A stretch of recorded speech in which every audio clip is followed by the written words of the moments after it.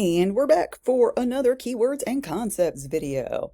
So for this video, we're going to be talking about cultural exchanges that are happening between the indigenous folks and the English as they're coming into the New World. We've seen this lots in the past. This keeps happening as people encounter one another. So let's see some things that got exchanged, shall we? First thing on the list would be guerrilla warfare. Now, this is military action taken by a small group, usually in very unconventional ways. They'll use nature as camouflage. They'll use surprise, subterfuge. It's people hanging out in the trees and all of that.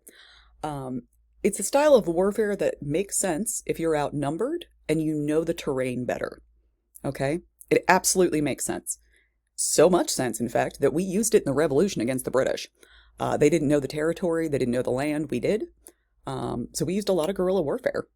We got that from the indigenous folks. Europeans didn't do this. There were very formal rules for warfare, like literal written down rules. And you were going to meet very neatly on fields and shoot at each other and have gentlemen and all of this thing.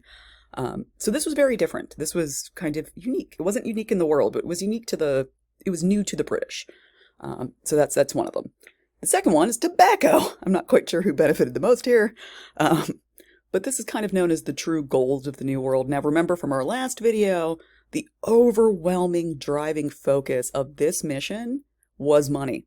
They legit thought they were going to find chunks of gold just in the river in the New World and just pick it up, line their pockets, and go back to England a rich man, right? Most of them did not want to live there forever. They were literally just going there to make money. But ultimately, there was not any gold in Virginia, as we all know. But there was tobacco. There absolutely was tobacco. The indigenous folks had been growing it for hundreds and hundreds of years. And this was the cash crop that Europe wanted that made Virginia successful. Absolutely. Speaking of tobacco, we kind of need to talk about Pocahontas here. And more specifically, Pocahontas and John Smith.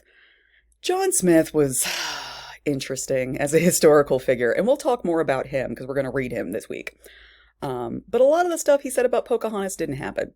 So the most famous scene where she saves his life, he wrote that like 5 different times in different parts of the world.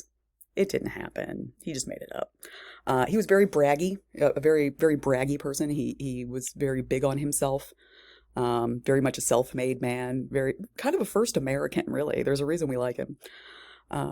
So it's interesting when we learn about Pocahontas, we tend to learn about Pocahontas through the eyes of John Smith, which is not the best way to do it, because frankly, that's not anything about Pocahontas. So actual Pocahontas was a princess. Yes, she was.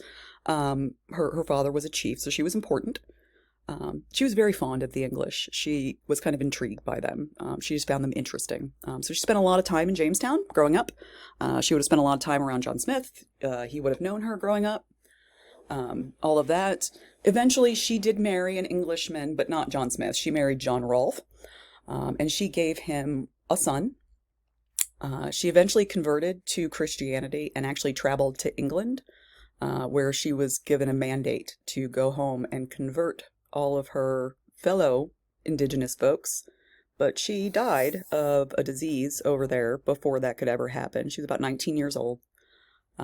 Really, really heartbreaking story, actually. But the most important thing about Pocahontas, and the reason that I have her under the tobacco, almost everybody gives John Rolfe credit for the first successful tobacco crop in the New World. Guess who he had just married when he got that first successful tobacco crop? Pocahontas. So that wasn't so much his work as it was hers. All right. All right, guys, I will see you in the next and last Keywords and Concepts video.